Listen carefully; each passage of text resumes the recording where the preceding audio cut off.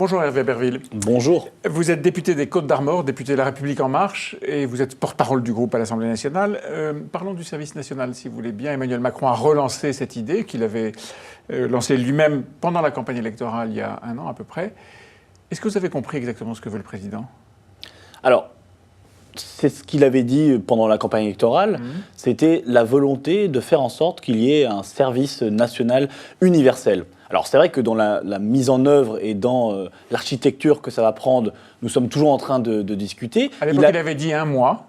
Oui, il avait donné comme durée un mois. Voilà, c'était un titre indicatif entre 3 et 6 mois, ouais. Exactement obligatoire. Je vois que vous suivez bien le dossier et vous avez raison parce que c'est important, parce que c'est aussi la manière de concrétiser aussi, de formaliser un engagement pour une classe d'âge. Il y a des discussions, il y a des consultations. Il y a eu un rapport de notre collègue Émile Egrel qui est sorti hier sur les différentes modalités. Il y a un groupe d'études à l'Élysée qui a été prévu et qui va aussi rendre des conclusions. Donc voilà, on est toujours dans la phase de discussion, de voir quelle est la meilleure approche pour ce service Alors Emmanuel universel. Macron en a une, mais tous les autres en ont une autre. Je veux dire, Florence Parly, ministre des Armées, dit ce ne sera pas obligatoire.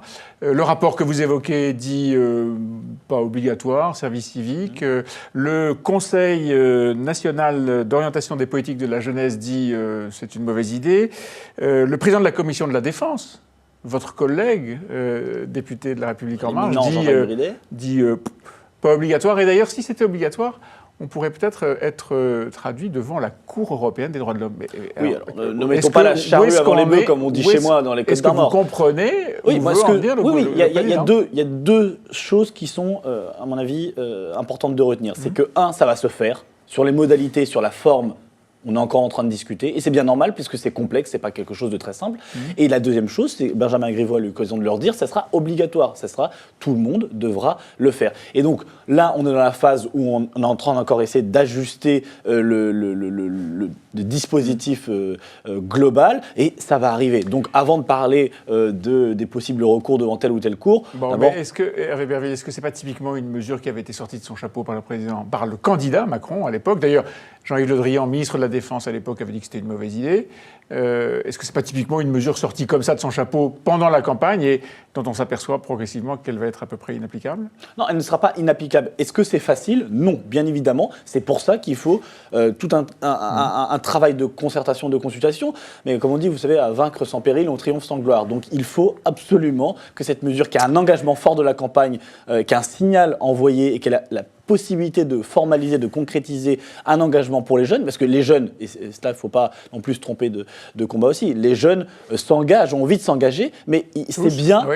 Oui, oui, il y a 3 mois, 6 mois, ils ont envie ? Non, mais je veux dire que les jeunes, en dehors de ce service-là, s'engagent au quotidien des associations, dans des clubs sportifs, vont à l'étranger faire notamment des volontariats internationaux. Donc voilà, on a une jeunesse qui a envie de s'engager, mais c'est bien aussi que l'État essaye de le formaliser et essaye de le systématiser. Donc, à propos de péril, en voilà un qui se présente à vous aujourd'hui même, l'Assemblée doit voter sur une disposition qui restreint le droit d'asile pour ce qu'on appelle les dublinés, c'est-à-dire les immigrés qui rentrent par un pays de l'Union européenne et qui arrivent ensuite en France sans avoir le droit d'y rester. La République En Marche a déposé des amendements contre une proposition de loi qui a été déposée par l'UDI et qui durcit considérablement ce qui se passe aujourd'hui en matière d'accueil des exilés dublinés. Est-ce que vous allez voter comme un seul homme ce projet de loi, cette proposition de loi ? Nous avons eu des discussions en groupe. Ça fait l'objet de nombreuses heures de débat, comme les autres sujets d'ailleurs. Il y a un profond désaccord entre plusieurs d'entre vous. Non, il y a des points de vue qui sont parfois divergents sur tout un tas de questions, mais nous allons voter cette PPL-là. Pourquoi ? Parce que c'est une nécessité pour combler un vide juridique. Sans l'amender. Non, c'est une nécessité, en effet, maintenant, de le combler. Oui, sans l'amender, puisqu'on s'est mis d'accord sur le fait qu'il fallait absolument la voter pour pouvoir se conformer aussi avec le droit européen, parce que ça fait partie des raisons pour lesquelles on l'a fait. Et ensuite, dans le cadre de la loi Asile-Immigration, on pourra probablement revenir sur un certain nombre de dispositions si nécessaires. Dans votre groupe parlementaire, un certain nombre de députés ont déposé des amendements. Et c'est leur droit. Ils ne seront pas votés. on verra ce soir, mais la consigne du groupe et l'unicité qu'on veut aussi dans le vote, qui est importante pour mettre en œuvre cette transformation-là, nous indique qu'il faut absolument combler ce vide juridique, il faut s'adapter au droit européen, parce qu'en face, quelle est la raison pour laquelle on fait ? C'est qu'on a en effet un certain nombre de demandeurs d'asile qui sont dans une situation un peu inextricable. Et donc il faut une réponse juridique. Il faut une réponse juridique. Moi, je vous parle de la forme, et au fond, je vous parle de discipline de vote, et je vous parle d'un parti, comme on dit, godillot, qui doit voter à la baguette et remettre ses amendements dans sa poche ? Ah non, mais les amendements, tout ce qui est le travail d'amendement, il a été fait avant. Parce que le problème des observateurs parfois, et de ceux qui regardent l'Assemblée à la fois de près et de loin, c'est qu'ils ne regardent que la partie visible. Sauf qu'il y a toute une autre partie qui a été faite avant. C'est un travail qui a commencé il y a à peu près 2 mois. Oui. Et donc, elle a été votée, elle est repartie au Sénat, elle a été durcie au Sénat, cette proposition de loi. Et donc, elle revient maintenant à l'Assemblée. C'est un compromis avec le Sénat, parce que vous êtes... d'accord avec moi qu'il y a 2 chambres. Et donc, si jamais il n'y avait pas ce vote conforme, ça repartait. Et il fallait absolument que le ministre de l'Intérieur, Gérard Collomb, ait les moyens de pouvoir combler ce vide juridique. C'est pas un peu gênant ?